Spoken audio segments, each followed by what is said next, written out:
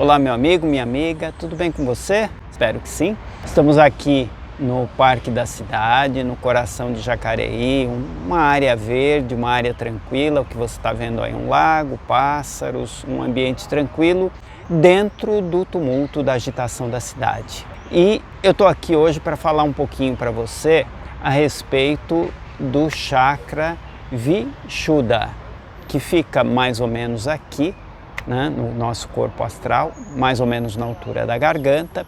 Ele tem relação com o primogênito dos Pandavas, Yudhishthira, e uma intrínseca relação com o elemento éter. Então vamos lá?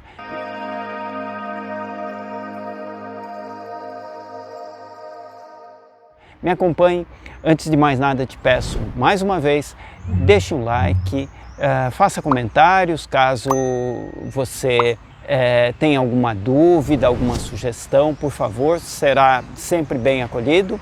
E multiplique, passe o link, passe essa ideia para outras pessoas, principalmente a ideia da meditação e do autoconhecimento. É sempre muito válido nos nossos tempos atuais, ok? Então vamos lá? Muito bem. O chakra Vishuddha, ele está na altura da garganta. Aí você pode pensar, mas ele está ligado ao elemento ar? Não. Anteriormente nós falamos a respeito do elemento ar, que está ligado a Bhima, o chakra Anahata, na altura do coração, né? Coração e pulmões. Agora nós vamos falar do primogênito, do primeiro dos irmãos, Yudhishthira, do elemento éter.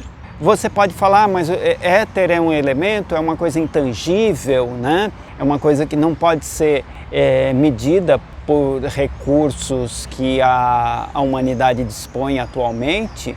Muito bem, para o Ocidente, para a nossa ciência, realmente ainda não é aceito, né?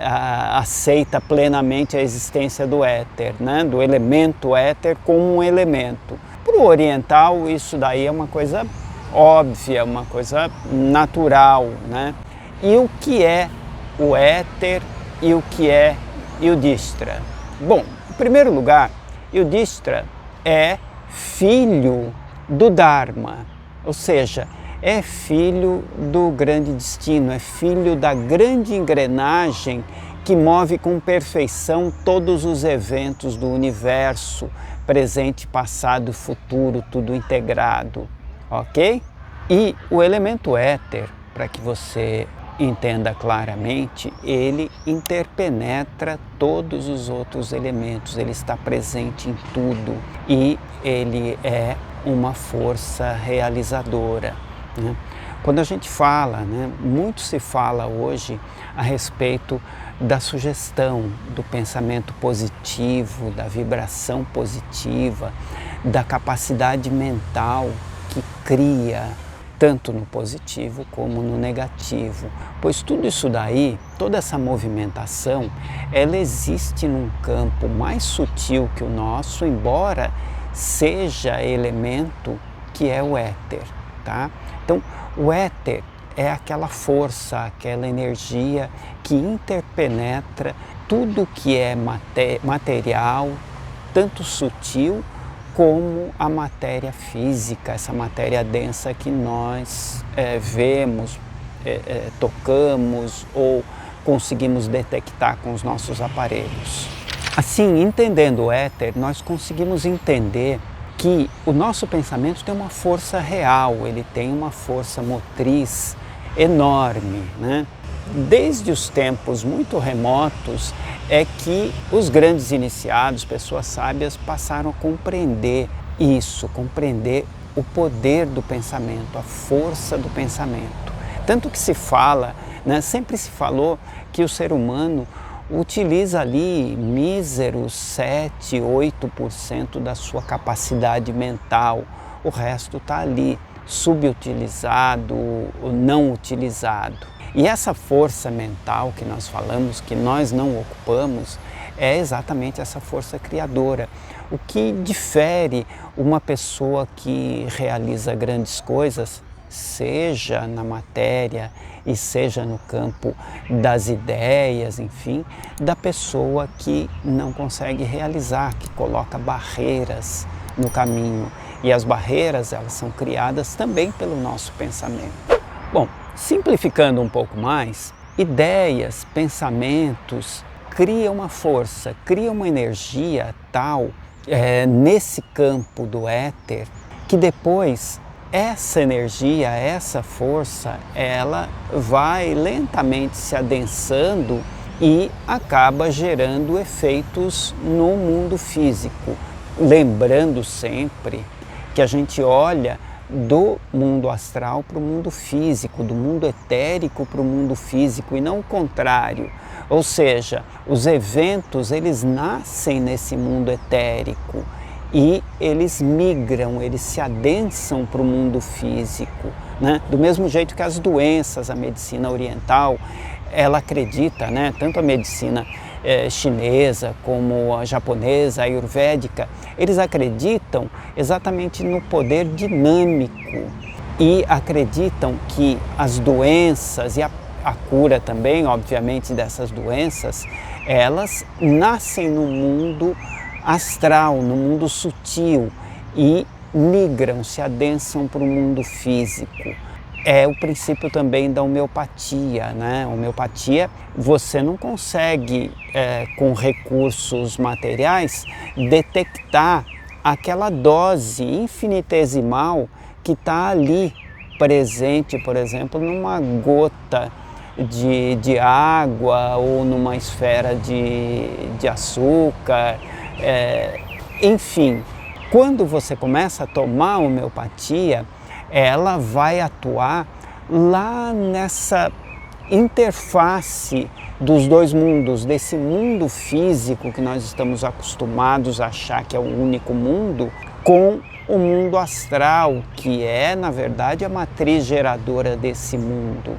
E o gerador de tudo isso, astral, físico, etérico e físico, é o pensamento. Então, quando você pensa positivo, você realiza. Quando você pensa negativo, você também realiza, mas infelizmente realiza no sentido contrário, né? Ou seja, você cria doenças, né? Que é a famosa medicina psicossomática, né? Você cria esses problemas se instalam em você e começam a te deteriorar fisicamente. Igualmente, né, assim, tornando a ideia mais clara possível, é pensar, por exemplo, como surge uma pintura, como Michelangelo, como Da Vinci, como Rafael, enfim, como esses grandes homens, né, criaram as suas obras, essas obras que são veneradas, admiradas. Eles criaram primeiro, eles pensaram primeiro.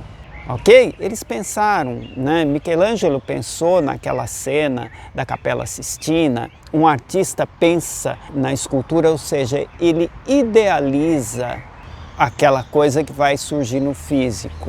Essa é a ideia, essa é a essência do que nós estamos falando. Ou seja, a grande vitória, a grande luz que faz com que nós vençamos o nosso corpo, ou seja, vençamos a batalha de Kurukshetra, é no campo das ideias. Quando você acredita, né, quando você confia plenamente, né, na vitória, a vitória é sua.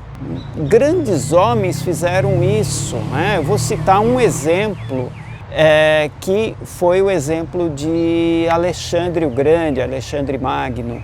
Ele, com um exército insignificante perto de outros exércitos, como o exército persa, por exemplo, na época, ele conseguiu vencer com uma desigualdade tanto de recursos, de armas, como de numérica de exércitos. Ele conseguiu vencer o exército persa em mais de uma batalha. Por quê? Porque os seus guerreiros, o seu exército, eles confiavam plenamente, eles confiavam cegamente de que eles estavam predestinados a vencer a batalha. Venceram E isso se repetiu em várias batalhas que o exército de Alexandre venceu. Ele venceu movido pela certeza que cada um daqueles combatentes tinha de que iria vencer.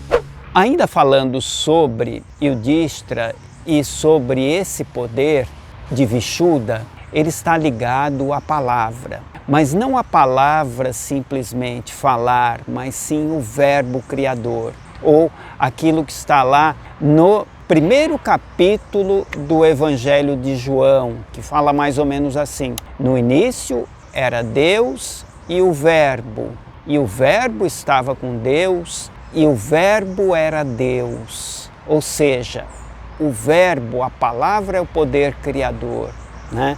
A palavra não só falada, mas a palavra mentalizada, a palavra criada ali na essência, produzida ali na essência.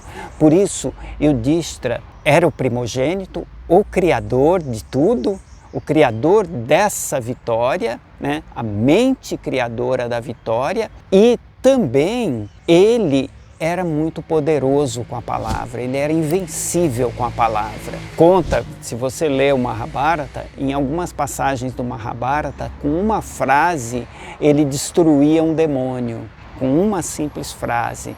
Então é o poder da palavra, é o poder da afirmação positiva que a gente tem que ter. Ainda lembrando do poder da palavra, nós vamos lá para Paulo, na Epístola aos Filipenses, capítulo 4, onde ele fala mais ou menos assim: tudo posso naquele que me fortalece. Ou seja, é a confiança. Se você vai fazer uma meditação, se você vai partir para a vitória aí no seu corpo, para a sua batalha de Kurukshetra, saiba que tudo você pode. Repita isso, mentalize isso e você conseguirá vencer isso e qualquer outra dificuldade. Mais uma vez, obrigado, boa meditação, crescimento, profundo crescimento para você. Namastê.